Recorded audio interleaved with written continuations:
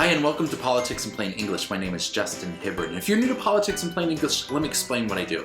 I take complex political ideas and current events, break them down into the most easy to way methods of understanding it, and explain it without all the hyper-partisan, hyper-emotional stuff, because there's so much of that, we don't need any more of that, and really try to inform you as a voter, because I really believe that an informed voter is the most powerful voter. We'll always start Politics in Plain English with a question. Today's question is, what is the Electoral College? Why do we have it? How does it work? But before we answer that question, could you do me a huge favor? Could you subscribe to my podcast, Politics in Plain English? You can subscribe to my YouTube channel where I post the video of this, of the podcast, and that's Justin R. Hibbard, if you look for that. In fact, you can follow me on Facebook and Twitter. Just look Justin R. Hibbard, and you'll find me there. And if you like what I have to say, I actually do a lot more writing than I do these podcasts and vodcasts, and you can follow me there, subscribe to at justinrhibbard.substack.com. Be super grateful if you did that. Now, let's go back to our question. What is the Electoral College? And let's start with, why do we have it anyways? Well, most countries do a national popular vote when they determine who their prime minister or their president is going to be. In our case, we don't do it that way. And there's a couple of reasons why. But one reason I'll explain to you is this, is if I were running for president, I'd tell you my strategy. My strategy would be to go to the urban centers, the populated centers of our country, and just campaign in those areas. So I'd hit up that eastern seaboard with Boston, New York, Philly, DC, spend a lot of time there. Maybe go to the West Coast and hit up LA and San Francisco, get Houston and in Chicago, and really spend my time in these urban centers. Why? Because that's where most of the voters are going to be. And if I could get 70 or 75% of them to vote for me, then I would win without having to travel to places like Nebraska and North Dakota and Iowa. Why does Iowa matter in an election? And the reason is because we have an electoral college system where every state matters. Every state is given a say in how the president is elected. And that's actually an important thing to realize, is that we are a kind of a very unique country. We are a country made up of member states. There are 50 member states that are members of this United States of America government. And so every state wants to feel like they have a say in how they elect the president. And if, right now, currently, urban populations tend to vote Democrat. And so what about states like where I live in Utah, or north of me in Wyoming or Montana, that are generally Republican states? They might feel like they don't have a say, and that might not make them feel like they want to be part of this member state system.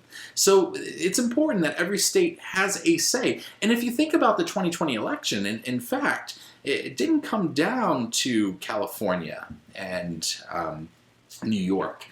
The election came down to states like Arizona and Georgia and Wisconsin and Michigan.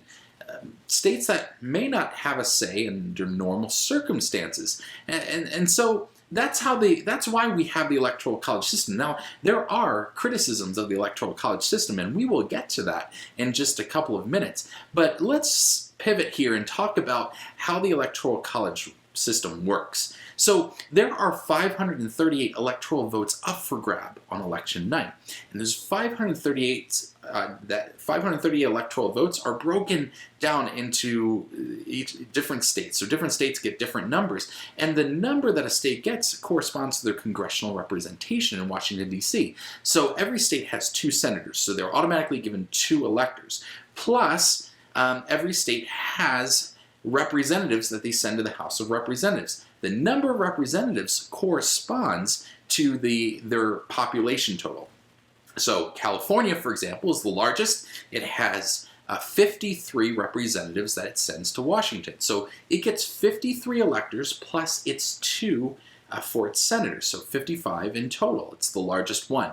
Texas is the second largest. It has 2 senators plus 36 representatives, so it sends 38 electors to the Electoral College to vote for the president.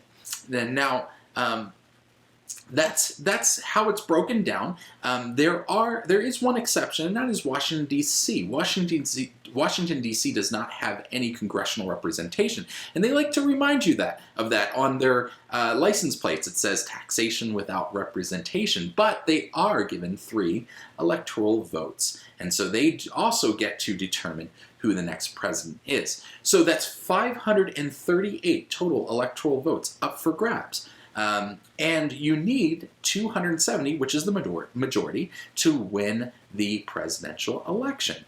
Now, let's talk about how these states work and how does one go about winning this? Well, in most states, it's a winner-take-all system. In fact, 48 states in D.C. have winner-take-all systems. What that means is if you win the majority of the popular vote in that state, you get all of the state's electors. So, in a case like Texas, in 2020, Donald Trump won by 52% of the vote. Didn't win by a whole lot, but he will receive all 38 of Texas's electors, or all 38 of them will represent the Republican Party, and 0 will represent the Democratic Party. Joe Biden did not win 100% of the vote in California, but he gets 100% of the electors, or 100% will represent the Democratic Party. So that's a winner-take-all system. Now, there are 2 exceptions in the U.S., and that is Nebraska and Maine currently.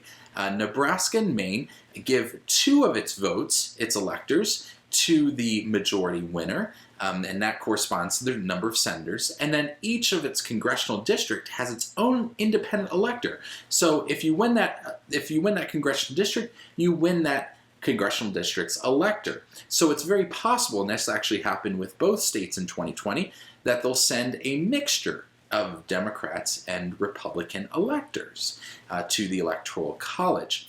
And that brings me to criticism of the Electoral College system, and that is the winner-take-all system. Now, if you live in a state like California, California is overwhelmingly Democratic, but it does have a lot of Republicans in the state as well, but it consistently goes for the Democratic Party. And so if you're a Republican, you may feel like, man, my vote doesn't really matter. In fact, on election night, right as the polls close, they call the election for California for the Democratic nominee because it's just that overwhelmingly Democratic. And so if you're a Republican in that state, you might, oh man, my vote doesn't matter. I feel disenfranchised. Why even bother voting? And that's one of the negatives of the winner-take-all system. Now, truth be told, I am a fan of the Electoral College. I think it makes a lot of sense when you understand it and you understand the member states and everything like that. But if there was one thing I would change, it's that. It's the winner-take-all system. I would make it so each state was much more like Nebraska or Maine. Now, I also understand that is not likely going to happen because, number one, every state gets to decide what it does, and number two, why would a state like California, and being heavily Democratic, voluntarily give up some of its votes to the Republican Party? The parties look out for themselves, number one, and so they're likely not going to change that system to benefit the other party. But that's neither here nor there. There is one more criticism that I want to get to about the Electoral College system, because you've probably figured out that you could string together the states to get you 270 electoral votes, and in the process lose the popular vote. In fact, that's happened quite a number of times. So, in 2016, Donald Trump lost the popular vote by 3 million votes, but he won the Electoral College 306 to 232. The numbers were actually coincidentally reversed in 2020. Joe Biden won 306 to 232, but he actually won the popular vote by over 6 million votes. So, it fluctuates, but the bottom line is that one of the big criticisms of the Electoral College system is, well, why should a president be elected if they can't win the popular vote? Now, let's go into the details, though, about how the Electoral College works. So, On election night, the media channels call the election for the presidential candidate. In our case, it didn't happen on election night in 2020. It happened a week later. But the election technically isn't decided because the Electoral College has yet to cast their vote. And that doesn't happen until mid-December. In 2020, it's December 14th. The Electoral College will meet together.